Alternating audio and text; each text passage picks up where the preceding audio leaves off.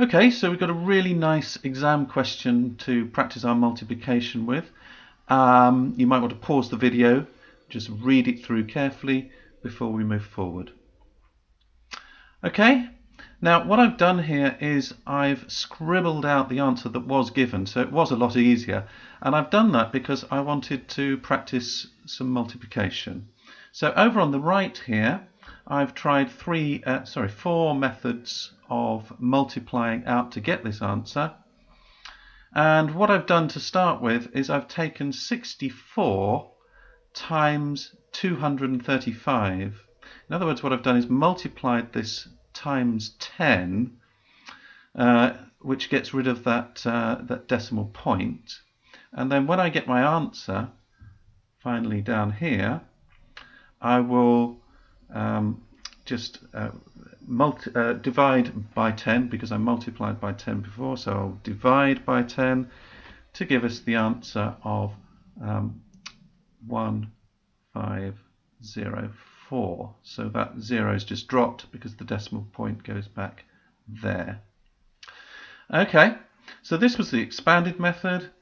Here we've got the standard algorithm where I'm working right to left. Here I was working left to right. The third thing here is the grid method, which is fine, very easy to start with, but then we get a lot of lines of working here until we get to the answer. And the fourth thing here is the lattice method, which is nice and compact, pretty quick, but means you have to really just forget everything you know about multiplication and just follow the algorithm. One last thing that you might want to experiment with, that's a lot of fun anyway, is this method where we take these figures 2, 3, 5 then and multiply by 64. Okay, and it's sometimes called the Criss Cross method. It's very similar, well, it's based on the foiling that I was doing earlier, a bit of an experiment in an earlier video. So it's about finding the different combinations between multiplying 200 and 4, 200 and 60, 30 and 60, 30 and 4, 5 and 60, 5 and 4. So there's a lot of combinations, and the way we remember doing this is through Criss Cross and starting from right to left. But there are some advantages in working in this way, even though it sounds complicated. And the main one being that it takes up less space. So let's see how this works. We've got then 4 times 5 or 5 times 4. So we're just going up and down here, staying in the ones. So 5 times 4 is 20. And carry the 2 or the 20 here. Okay, so now we've got, we're going to work in this area here. So we're going to multiply the 30 by the 4 and the 5 by the 60. So we're just going to think in terms of the digits now. So 3 times 4 is 12 and 5 times 6 is 30. So we've got 42 altogether, plus the 4 gives us 44. Okay. That takes us to the next thing, which is the most fun bit, where you've actually got 3 combinations here, and that's because what we've got is a missing 0. So I'm just going to put a 0 in here so you can see the pattern here. We're going to multiply across here, so the 200 times the 4. We're going to go across here, so we've got the 5 times 0 hundredths. We're going to go up and down because we've also got the 30 times the 60, and all of that's going to keep us in this column and then carry to the next. So you'll see what I mean as I go forward. So we've got 2 times 4 is 8, 0 times 5 is 0, and up and down we've got 3 times 6, which is 18. So 18, add the 8 that I got here, gives us 26. Add the 4, gives us 30. So it's 0, add the 3 to the bottom here, which is actually taking us into the thousands column. All right, now we've done that, we've got to go crisscross this way. So we're going to do the 200 times the 60 and the 300, the 30 rather, times well, nothing. So it's not going to be too difficult, this. It's just 2 times 6 gives us 12. Add the 3 gives us 15. And lastly, what we would do is go up and down, but since 2 times 0 is 0, we just bring the 1 up here to make 15,040. So that's the crisscross method. I'll leave it up there for you to study. You might want to pause the video and or just rewind the video and have another look at that. But it's, as you can see, it's quite a neat, apart from the little carrying figures, it's a very neat thing. And as long as you're comfortable with it and understand why it works, then it's something you might consider using. All right. So let's call that method number 5. So you are given that 23.5 times 64 equals 1504, 1504. And so what we're going to do here is work out 23.5 times 6.4. So we know that 64 times 235 gives us that. We know that 64 times 23.5 gives us that. So 6.4, it's another divide by 10. So the answer is going to be, well, let's do it in one step here. It's going to be 1504 divided by 10. Okay? And so we're going to have the decimal point here. The number moves to the right if you divide by 10, and the decimal point then appears. So it moves from here to here, and we end up with the answer 150.4. Okay, so that's the first part. We do a quick mental check just to make sure we've got this right. We've got 25 here if we round that up, so 23.5 approximates to 25, and 6.4 approximates to, let's put that there, approximates to 5, and 5 times 25 would give us 125.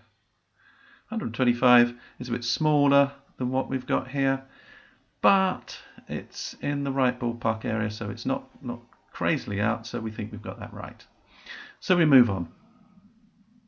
Now with the part B, we've got something really interesting going on because they've introduced a division, but you're supposed to work it out given that 23.5 times 64 equals 1504. So we don't really need to go into division here, I wouldn't have thought.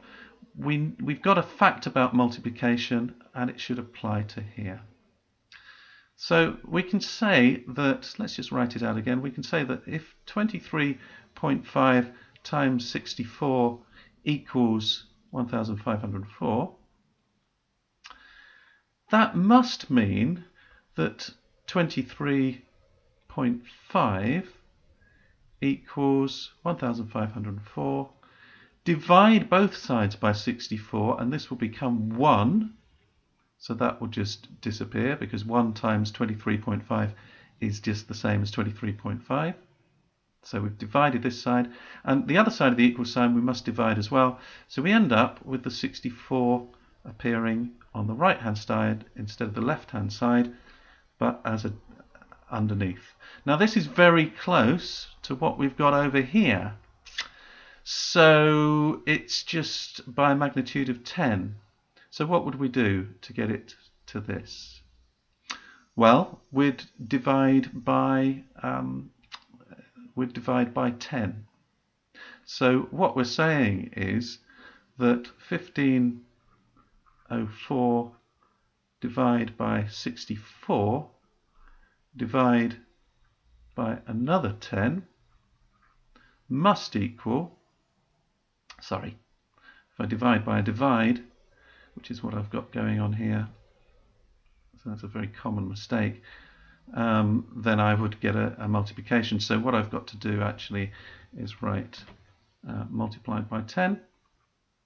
So because it's under the divide, we're dividing 1504 by 10.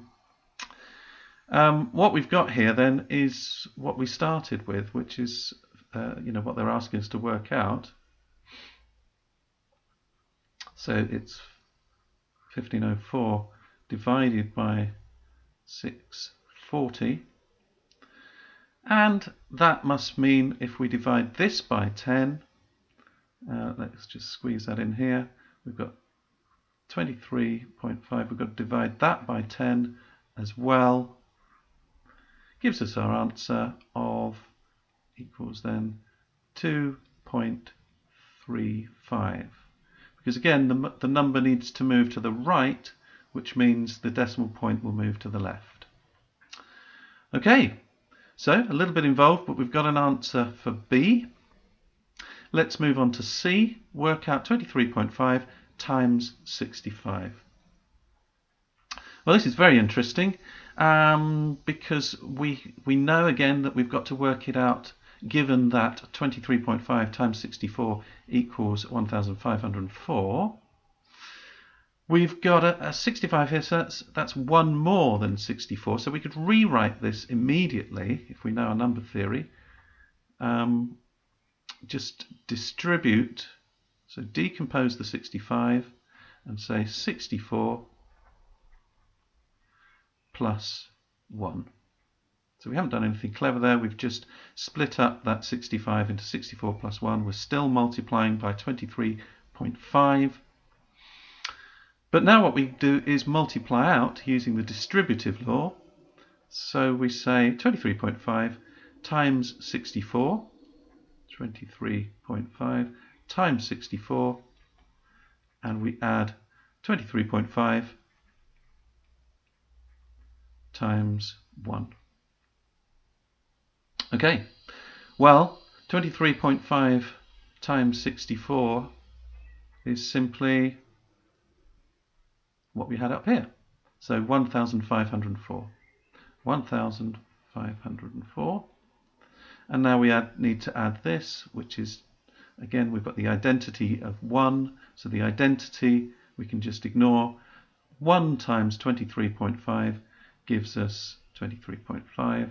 And the answer then is 1,527.5.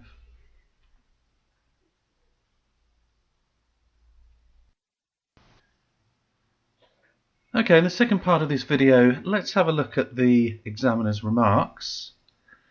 So they say that part A was usually done correctly, but part B was less well done. So let's go straight to part B and see what was going on there. Well, I think most people didn't realise, or a lot of people anyway, didn't realise that you could work it out from the given here and think of it in terms of multiplication and division and their relationship to one another. So what we've got is a number of people who were attempting to divide 1,504 by 640. Well, how would you do that? First of all, you would want to simplify it, I think. And so if we just halve the top one and half the bottom one here, we'll end up with, let's see, 752 divided by 320. So not too difficult. To halve things is one of the easiest division operations we can do.